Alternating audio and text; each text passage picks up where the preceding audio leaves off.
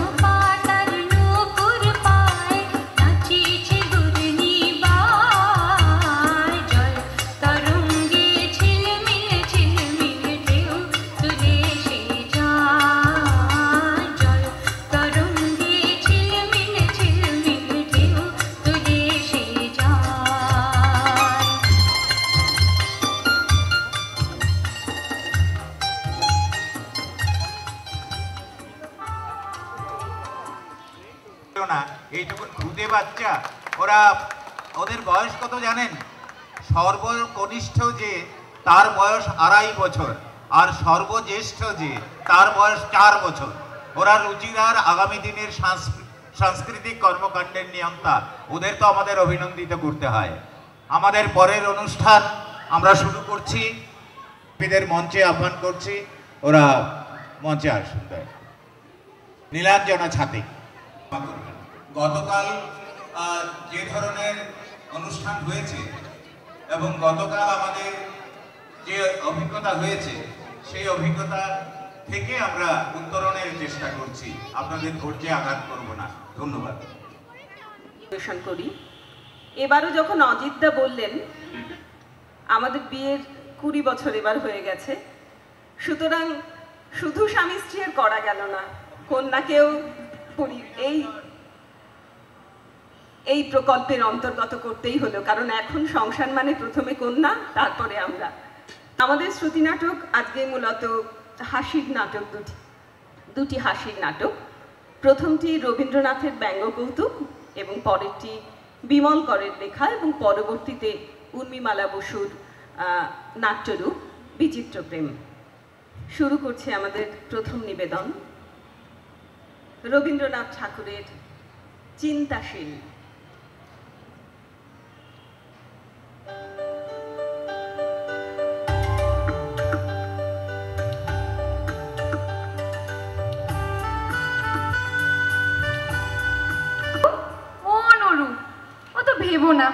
ভেবো না বাবা, মাথার ব্যায়ামও হবে বাছা।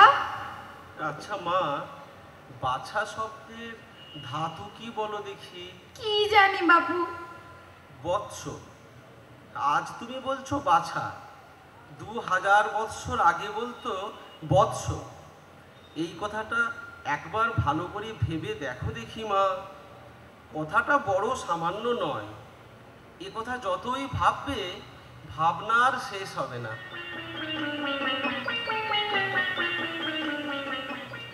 যে ভাবনা শেষ হয় না এমন ভাবনার দরকার কি বাপ? ভাবনা তো তোর চিরকাল থাকবে, ভাত যে শুকোয়। লক্ষ্মী আমার, একবার ওঠ। কি বললে মা? লক্ষ্মী? কি আশ্চর্য! এককালে লক্ষ্মী বলতে দেবী বিশেষকে বোঝাতো, পরে লক্ষ্মীর গুণ অনুসারে সুশীলা স্ত্রীলোককেও বোঝাতো। কালক্রমে দেখো পুরুষের প্রতিও লক্ষ্মী শব্দের প্রয়োগ হচ্ছে। একবার ভেবে দেখো মা, আস্তে আস্তে ভাষার কেমন পরিবর্তন হয়, ভাবলে আশ্চর্য হতে হবে।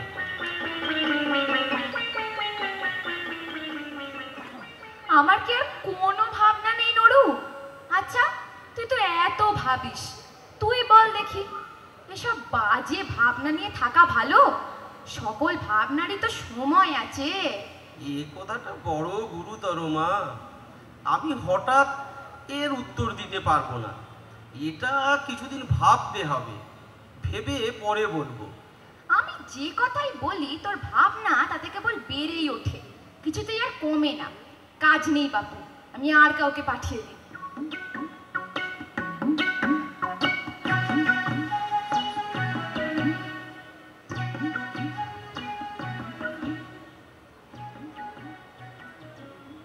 ছি নরু, তুই কি পাগল হলি? ছেঁড়া চাদর, এক মুখ দাড়ি, সম্মুখে ভাত নিয়ে ভাবনা। সুবলের মা তোকে দেখে হেসেই কুরুক্ষেত্র। কুরুক্ষেত্র? আমাদের আর্য গৌরবের শ্মশান ক্ষেত্র। মনে পড়লে কি শরীর রোমাঞ্চিত হয় না? অন্তঃকরণ অধীর হয়ে ওঠে না? আহা, কত কথাই মনে পড়ে, কত ভাবনাই জেগে ওঠে। বলো কি মা, হেসেই কুরুক্ষেত্র? তার চেয়ে বলো না কেঁদেই কুরুক্ষেত্র। ও মা, এই যে কাঁদতে বসলো! আমাদের কথা শুনলে এ শোক উপস্থিত হয়। কাজ নেই বাপু।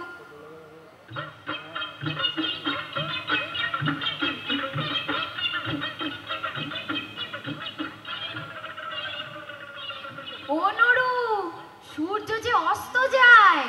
ছি মা, সূর্য তো অস্ত যায় না, পৃথিবী উল্টে যায়। রোসো, আমি তোমাকে বুঝিয়ে দিচ্ছি।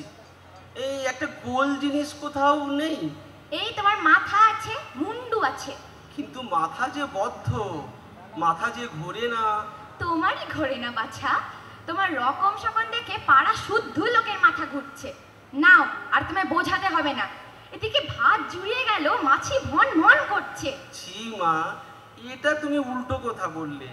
মাছি তো ভন ভন করে না, মাছির ডানা থেকেই এইরকম শব্দ হয়। রোসো, আমি তোমাকে প্রমাণ করে দিচ্ছি। কাজ নেই তোমার প্রমাণ করে।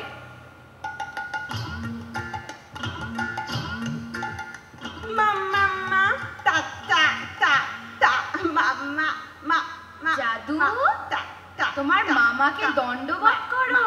ছি মা, ওকে ভুল শিখিও না। একটু ভেবে দেখলেই বুঝবে, ব্যাকরণ অনুসারে দণ্ডবত করা হতেই পারে না, দণ্ডবত হওয়া বলে। কেন বুঝতে পেরেছ মা? কেননা দণ্ডবত মানে। না বাবা, আমাকে পরে বুঝিয়ে দিলেই হবে। তোমার ভাগ্নেকে এখন একটু আদর করো। আদর করব? এসো আদর করি। আচ্ছা, কি করে আদর আরম্ভ করি? রোসো, একটু ভাবি।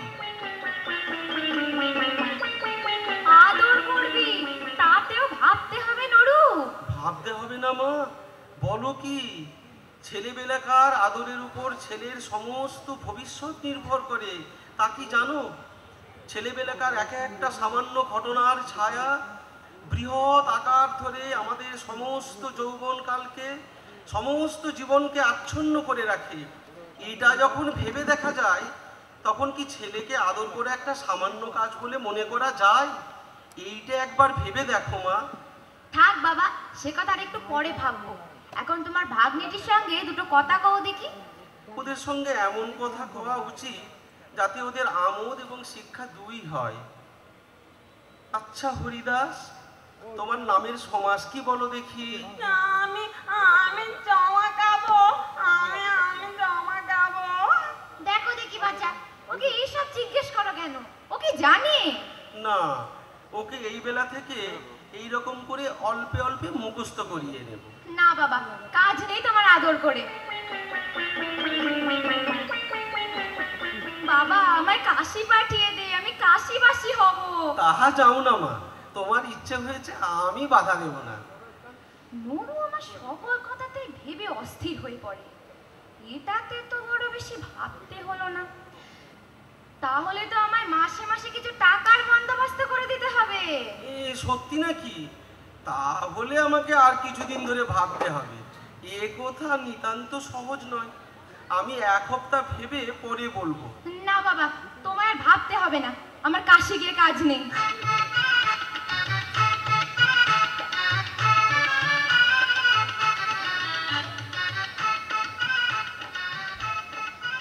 পরবর্তী বিচিত্র প্রেম।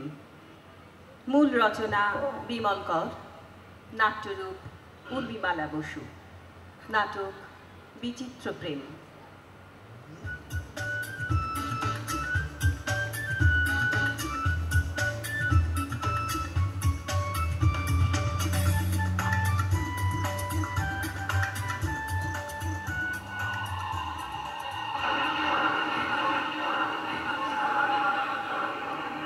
যাক, তাহলে এলে।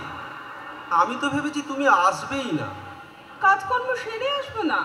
তাছাড়া আমি খবরই পেলাম আজ দুপুরে যোগেন গিয়ে বলল তুমি স্টেশনের প্ল্যাটফর্মে দেখা করতে বলেছো।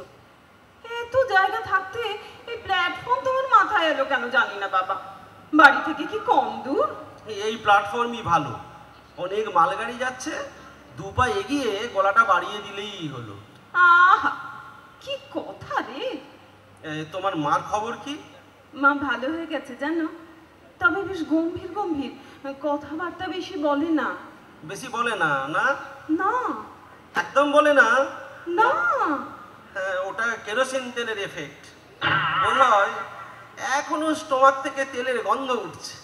তোমার বাবার খবর রাখো? আমি তো শুনেছি ভালোই আছে। শুধু ভালো কেন, সে বুড়ো তো লাফ মেরে মেরে নাচছে, বদবুল বাজাচ্ছে। ছি ছি ছি ছি ছি, এই কথাগুলো কে শিখিয়ে দিয়েছে? তোমার মা?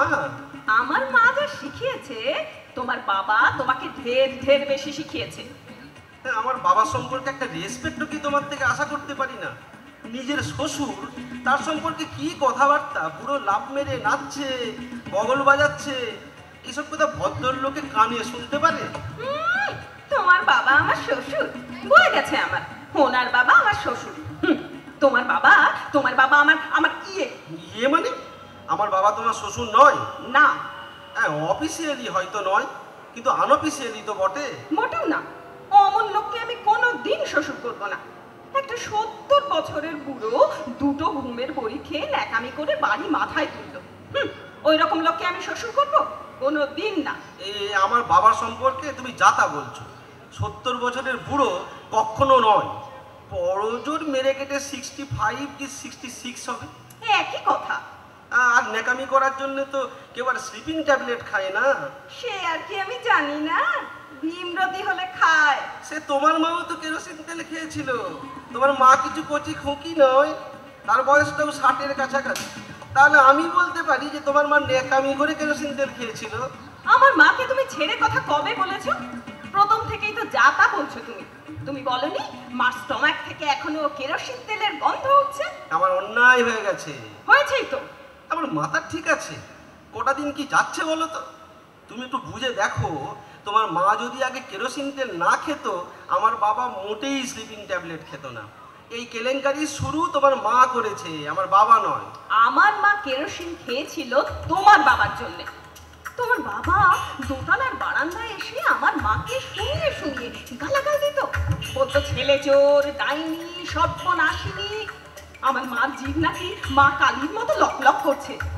এইসব কথা শুনলে কার মাথা ঠিক থাকে? আমার মা ছেলে চোর।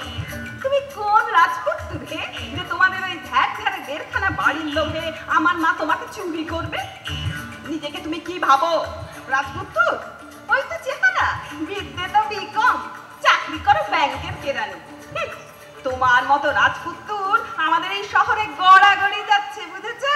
গড়াগড়ি যাচ্ছে। ঠিক আছে, ঠিক আছে, তাহলে আর কি, আমি যখন রাজপুত্র নই, তাহলে এইখানেই একটা শেষ টেস হয়ে যায়। করো না শেষ টেস, আমার কি? 21টা বছর আমার নষ্ট হয়ে গেল, ওয়েস্ট। কত? 21। 21? হ্যাঁ হ্যাঁ, 21। 21 কেন?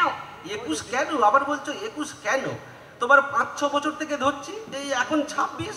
বাবা, তুমি তোমার খুশি মতো ধরবে না। আমার যখন 5টা ছিল তখন আমি এখানে থাকতাম, মার সঙ্গে মামার বাড়িতে আসতাম। আমি এখানে রয়েছি পাকাপাকি ভাবে 15 বছর থেকে।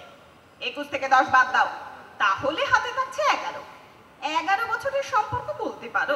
করো ছোট করো, একেবারে ছোট করে দাও, হিসেবটাকে আরো ছোট করো। মেয়েরা বরাবর কিপন, আমি তোমার মতো কিপটে হতে পারবো না। বাড়াও, বড় করে দাও হিসেবটাকে, তুমি টেনে টেনে আরো বড় করে দাও। ছেলেরা হিসেব বাড়াতে পারে, তিলকে তাল করতে পারে, আমি তোমার মতো হিসেব বাড়াতে পারবো না। পেরো না। 11, হ্যাঁ 11 বছর ধরতে পারো। হ্যাঁ, আচ্ছা, সেই 11 বছরের রিলেশন আজকে শেষ হোক। আমি জানি আমি তো রাজপুত্র নই, আমাকে দেখতে ভালো না, ব্যাংকের কেরানি, বিকম, আর তুমি একেবারে রাজকন্যে। হাঁটলে তোমার পায়ের নখ থেকে ঝরে পড়ে একেবারে। এই চ্যাটাং কথা যদি বলবে, টিপ্পনি কাটবে, তোমাকে কিন্তু এই নখ দিয়ে শেষ করে দেবো একেবারে। মানে আমি কিছু অন্যায় বলিনি। নাই বলেছো? হ্যাঁ চললাম। আমি তোমায় যেতে বলিনি। তাহলে ন্যাকামো করছো কেন? তোমার সঙ্গে কথা ছিল। বলো। দাঁড়িয়ে দাঁড়িয়ে কথা হয় নাকি? বসো না বাবা। তাহলে চাওয়ালাকে ডাকো। এখানে আমি চাওয়ালা কোথায় পাই বলো তো? ওই তো ওদিকে প্ল্যাটফর্মে আছে, চেঁচিয়ে ডাকো। এমন করো না তুমি। এই চা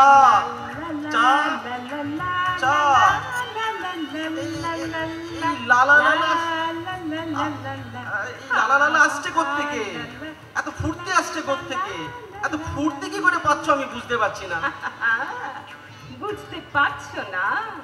আরো ফুর্তি দেখাবো।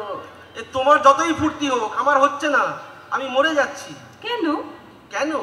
তোমার মা মানে পিসিমা খেলো কেরোসিন তেল, আমার বাবা খেলো স্লিপিং ট্যাবলেট, পাড়ায় একখানা কেচ্চা হয়ে গেল। সালা বিয়ে করবো আমরা, প্রেম করবো আমরা, এটা আমাদের বিজনেস, তোমাদের কি? এই লোকে বলে না বুড়ো বয়সে ভীমরতি হয়, আমার বাবার হয়েছে। হেসো না তো, এটা কোনো হাসির ব্যাপার নয়। আচ্ছা, এই ছেলেকে জব্দ করতে কোনো বাবা ঘুমের ওষুধ খায়, এটা তুমি শুনেছো জীবনে? আরে তোমাকে জব্দ করতে না, আমার মাকে জব্দ করতে। না না, পিসিমাকে জব্দ করতে হতে পারে, তবে ওটা সেকেন্ডারি, আমারটা প্রাইমারি। তুমি ঘোড়ার ডিম বুঝেছো, তোমার কোনো ব্যাপারই নেই। নেই না মশাই, এটা তোমার ব্যাপারই নয়। মানে? মামার গম্বি তম্বি গালিগালাজ চরপানি শুনতে শুনতে মনের দুঃখে মা কেরোসিন খেয়েছিল। পুরো বোতলও খায়নি বাবা, আধ বোতল কি সিকি বোতল হবে। আর আজকালকার কেরোসিনে যা জল, কতটুকু আর পেটে গেছে বলো? ও, পিসিমা কেরোসিন তেল খেয়েছে শুনে তুমি বলছো বাবার ঘুমের ট্যাবলেট খাওয়া জেদ চেপে উঠলো? তার বলতে তুমি কেরোসিন তেল খেয়ে আমাকে জব্দ করবে ভাবছো? দাঁড়াও, আমিও ঘুমের ওষুধ খাবো। এই কেস? এই কেস? আমার ডাউট আছে। ডাউট? নিশ্চয়ই ডাউট। বাবা মাত্র দুটো ঘুমের বড়ি খেয়ে ইয়ে হবে, সেটা কি করে ভাবলে তুমি বলো? আর ঘুমের ওষুধ পেলো কোথায়? দেখ দেখ, ঘুমের ওষুধ না কচু, সোডার ট্যাবলেট। জানো, সোডার ট্যাবলেট। সেটা কে দেখতে গেছে বলো? এই দুজনেরই কেন যে জেদাজেদি আমি ঠিক বুঝতে পারি না। কে কাকে জব্দ করবে তারা সব সময় প্রতিদ্বন্দ্বিতা চলছে। দেখ, তুমি ছেলেটা না আসলে একেবারে কাঁচ কলা, কিচ্ছু বোঝো না। কি বুঝু? কিছু বোঝা যায়? যায় মশাই, যায়। কি যায়? বলবো? হ্যাঁ বলো। বলি? আরে হ্যাঁ হ্যাঁ বলো। তোমার বাবা লোকটি আমার মার সাথে যৌবন বয়সে খুব প্রেম করতো। হ্যাঁ? প্রেম মানে? আমার বাবা প্রণয়? আগে হ্যাঁ, প্রণয়। পাশাপাশি বাড়ির ছেলে মেয়ে, হাফ প্যান্টের সময় থেকেই প্রণয়। এই এই, মোটেই যা যা করবে না। এই আমার বাবা তোমার মার সাথে প্রেম করতো, এই কথা তোমাকে কে বলেছে? দেখেছি। তুমি দেখেছো? হ্যাঁ দেখেছি। তোমার বাবার দেওয়া একখানা বই মা এখনো রেখে দিয়েছে। তাতে কি লেখা আছে জানো? কি? কি? আমার আদরের ধন লক্ষ্মীমণিকে। এই বইয়ের কথা তুমি আমাকে আগে বলনি তো? আমি কি আগে দেখেছি? মা কোথায় লুকিয়ে রাখতো কে জানে। বইটা তো সেদিন দেখলো। মার কেরোসিন তেল আর তোমার বাবার ঘুমের ওষুধ খাবার পর না, মা এখন বইটা মাথার কাছে রেখে ঘুমোয়। ঘুমোই? এই আমার বাবাটা কি চরিত্রহীন? এই বাজে কথা বলবে না। বাবার চরিত্র নিয়ে কথা বললে কিন্তু আমি তোমার সঙ্গে কথা বলবো না। কি বাজে বাজে কথা? না মানে আমি ঠিক তোমাকে বোঝাতে পারিনি। এই চরিত্র মানে ক্যারেক্টার নেই আর কি। আরে প্রেম করতিস সো হোয়াট, বিয়ে করলে লেটা চুকে যেত। বিয়ে করলে লেটা চুকে যেত? ঘোড়ার মতো বুদ্ধি। কেন কেন কেন? তোমার বাবার আমার মার বিয়ে হলে আমাদের কি হতো? তোমাকে দাদা বলতে হতো না? ইস, এ ঠিক বলেছ। আমার না কোনো সেন্সই নেই, একেবারে খাজা মাথা। এই তোমার আমার ব্যাপারের জন্য বাবার এই স্যাক্রিফাইস করাটা কিন্তু ভালো কাজ হয়েছে। ইস, বুড়ো বুড়িকে দেখো, সারা জীবন পেটে খিদে নিয়ে কেমন স্যাক্রিফাইস করে গেল। হ্যাঁ, যদি প্রেম বাঁচিয়ে রাখতে পারো, বিয়ের পরেও দেখবে শুধু শান্তি আর শান্তি। শেষ হলো আমাদের নিবেদন। নমস্কার। ধন্যবাদ নাদাসা। বইয়ের সঙ্গে কথাগুলোকে মিলিয়ে একটু ভাবলে আমাদের ভারতবর্ষের প্রতি আমাদের যে আনুগত্য, আমরা যে স্বদেশকে ভালোবাসি, সেই ভাবনাটা আবার পুনরায় জাগরিত হবে, এই আমার বিশ্বাস। এই অনুষ্ঠানটা এখন শুনবো। শর্মিলা আমাদের সঙ্গীত চর্চা করে আসছেন। ইনি নিজে সঙ্গীতের ছাত্রী, মাস্টার্স ডিগ্রি অর্জন করেছেন। রবীন্দ্রসঙ্গীতকে কেন্দ্র করেই তিনি তার সংস্কৃতি চর্চা করছেন। পুরোপুরিভাবে সংস্কৃতিতে নিবেদিত শর্মিলা চক্রবর্তীর এই অনুষ্ঠান আমরা এখন। শুভ সন্ধ্যা।